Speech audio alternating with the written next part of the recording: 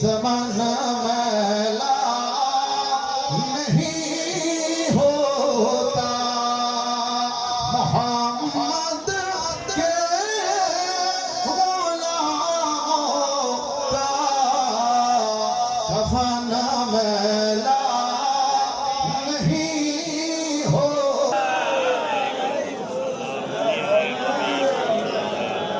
মুআজ্জাজ হাজিরিন, কাজ অনেক গভীর হয়েছে। আমি এইটুকুই বলবো আপনাদেরকে, আপনারা দোয়া করবেন। আমি বাড়িয়া দরবার শরীফ থেকে শুধু সিলসিলার হুকুমটা জারি রাখার জন্য, খেদমতের জন্য আমি এখানে হাজিরি দিয়েছি।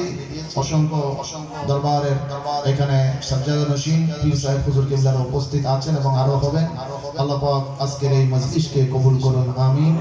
আমাদের আল্লাহর দরবারে দেখানোর মতো কোনো যোগ্যতা নেই, যেখানে খুদ রাসূল পাকের সাহাবী বললেন হুজুর কিয়ামত কখন হবে, অথচ সাহাবায়ে কেরাম নামাজি, ওনারা রোজাদার, ওনারা ইবাদতকারী, ওনারা জিকিরকারী, ওনারা আল্লাহর কাছে মকবুল, তারপরও একবার বলেন ইয়া রাসূলুল্লাহ, আমার নবী বললেন কিয়ামতের খবর যে তুমি নিচ্ছ, তুমি কি তৈরি করেছো?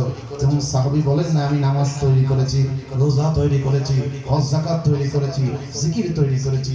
একবারও বলেন নাই, বড় আদব নিয়ে কামলিওয়ালা রাসূলের কদমে বললেন হুজুর আমি তো দুনিয়াতে তেমন বেশি কিছু অর্জন করতে পারিনি, আমল করতে পারিনি, তবে আমার জানের চাইতে মুস্তাফাকে বেশি ভালোবাসি। নবীজি ইশারা দিয়ে বললেন, যেই নবীকে তুমি ভালোবেসেছো তার সাথেই তোমার হাসর হবে। তো সুন্নিদের আবার ভয় কিসের? সুন্নিদের আর কোনো ভয় নাই, যেখানে সুন্নিদের হাসর মুস্তাফার সাথে। কারণ আল্লাহ তো নিজে কোরআনে বলে দিয়েছেন, আসা আইয়াবাসাকা রাব্বুকা মাকানাম মাহমুদা।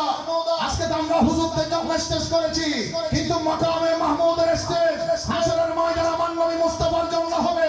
আমার নবী সেদিন কি করবে? সিদ্দিক আকবরকে সামনে দিবে, হযরত ফারুক আযমকে সামনে দিবে, মাওলায়ে কায়নাতকে সামনে আগায় দিবে। আল্লাহ বলবে ইয়া রাসূলুল্লাহ, সবাইকে আগায় দিচ্ছেন কেন?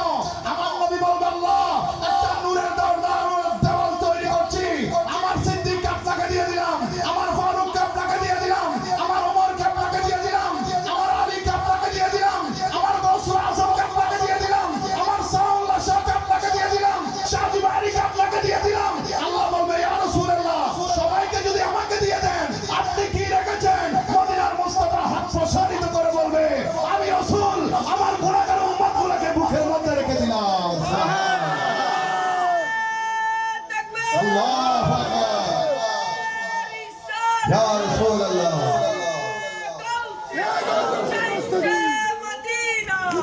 বলেন আমাদের হাসর নবীর কদমে হোক, আমাদের আশা আছে না নাই? বড় করে বলেন আশা আছে না নাই? তার সাথে যদি থাকতে চাই তাহলে নবীর সাথে কোনো বিয়াদবি করার সুযোগ, কোনো গুস্তাখি করার সুযোগ নবীজির গোলামের কোনো চিন্তা নাই। চলো নবীজির জান্নাতে মদিনাতে যায়, চলো নবীজির জান্নাতে মদিনাতে যায়। বড় করে একবার বলি মারহাবা। আমল যদি দামি করতে চাই, নামাজ যদি দামি করতে চাই, রোজা হজ যাকাত যদি দামি করতে চাই,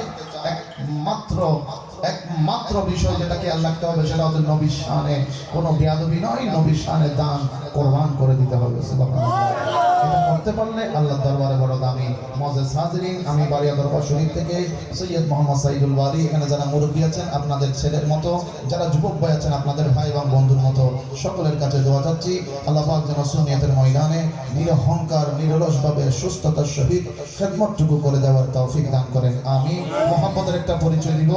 এখানে মাঝখানে যে বাঁশগুলো আছে, এটা ডান সাইড দিলাম, এটা বাম সাইড। প্রথমে এই বাঁশ থেকে এই সাইডে, ডান সাইডে যারা আছেন দাঁড়িয়েছেন বসেছেন, আপনারা একটা জবান বলে মোহাম্মদের একটা আওয়াজ দিবেন এই সাইড থেকে, নারে তাকবীর, নারে রিসালাত, নারে হৌসিয়া, ওরসে হযরত সানাউল্লাহ শাহ। মাশাআল্লাহ, মারহাবা। এবার হয়ে গেছে। আপনারা যারা আমার সোজা যারা বসেছেন এই সাইড বাম সাইড, মোহাম্মদের একটা গভীর রাতের আওয়াজ হবে আমার নবীকে খুশি করার মতো করে জবানটা খুলে।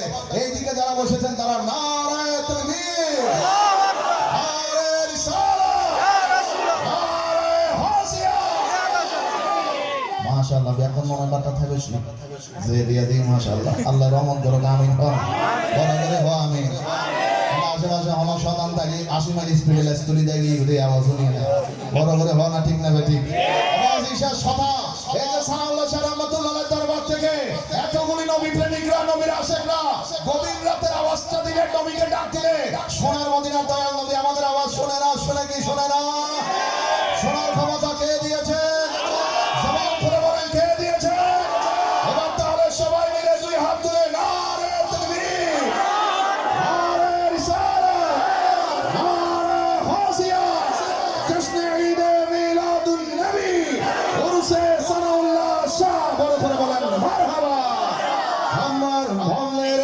ঘরে দো জাহানের বাদশা নবী হে দো জাহানের বাদশা নবী হে আমার মনের ঘরে দো জাহানের বাদশা নবী কমলে वाला হে দো জাহানের বাদশা নবী বড় করে বলি মারহাবা আমি আপনাদের কাছে সর্বশেষ আবারও দোয়া চাই হুজুরের কাছে দোয়া চাই আল্লাহ পাক যারা এসেছেন বসেছেন আমি একটু মোটামুটি শরীরটা নাড়া দিলাম কারণ ঠান্ডার যে ভাবটা এসেছে সেটা যেন চলে যায় আমার হুজুর যেন আপনাদেরকে মন ভরে একটু নুরানি জুবান থেকে কিছু আলোচনা আমাদেরকে উপহার দিতে পারে শোনাতে পারে সেই জন্য আল্লাহ পাক কবুল করুন আমিন ওয়া আখিরু দাওয়ানা